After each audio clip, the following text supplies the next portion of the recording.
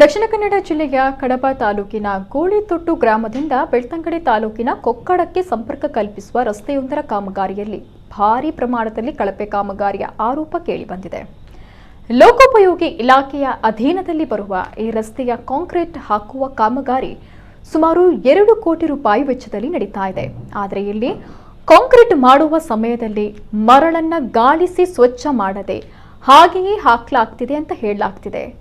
ಬಟ್ಟೆ, ಪ್ಲಾಸ್ಟಿಕ್, ಗಾಜಿನ ಬಾಟಲಿ ಚೂರುಗಳು, ಮರದ ತುಂಡುಗಳು ಇರುವ ಕಳಪೆ ಗುಣಮಟ್ಟದ ಮರಳನ್ನ ಎಲ್ಲಿ ಕಾಮಗಾರಿಗೆ ಬಳಸಲಾಗ್ತಿದೆ ಅಂತ ಸಾಮಾಜಿಕ ಸಂಘಟನೆ ನೀತಿ ತಂಡದ ಪದಾಧಿಕಾರಿಗಳು ಆರೋಪಿಸಿದ್ದಾರೆ.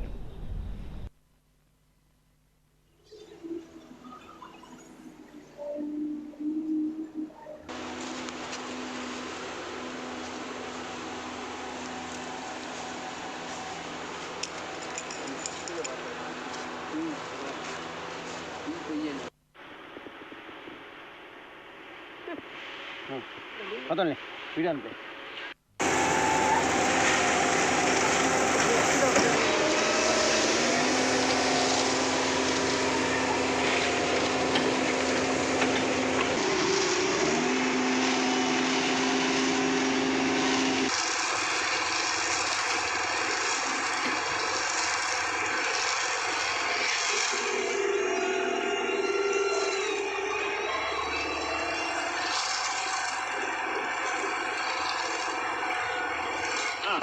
ಇದು ಆಗ್ತಾ ಇರೋದು ನೋಡಿ.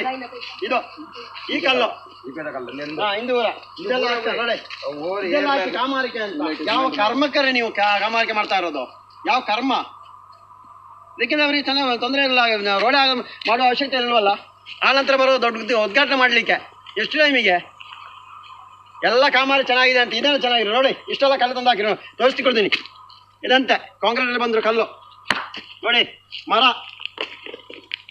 ನೋಡಿ ಕೊಡ್ತೀನಿ. ಇದೆಲ್ಲ ಕಾಂಕ್ರೀಟ್ ಬಂದಿರೋದಂತೆ ಅದು ಎಲ್ಲ ಕಾರಣ ನೋಡಿ.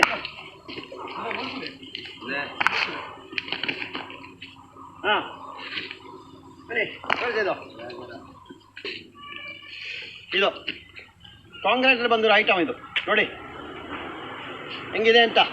ಇವರ ಕೇಳಿದಕ್ಕೆ ತೆಗೆದುಹಾಕಿದ್ದಾರೆ, ಇಲ್ಲ ಅದರೊಟ್ಟಿಗೆ ಮಿಕ್ಸು ಪ್ರತಿಭಟನೆ ಮಾಡಿದ್ರೆ ರೋಡ್ ಬೇಲೆ ಉಂಟು ಅಲ್ಲ ಇದಕ್ಕಿಂತ ಒಳ್ಳೆ ನೆನೆಸೋದು ಚೆನ್ನಾಗಿರುತ್ತಲ್ಲ.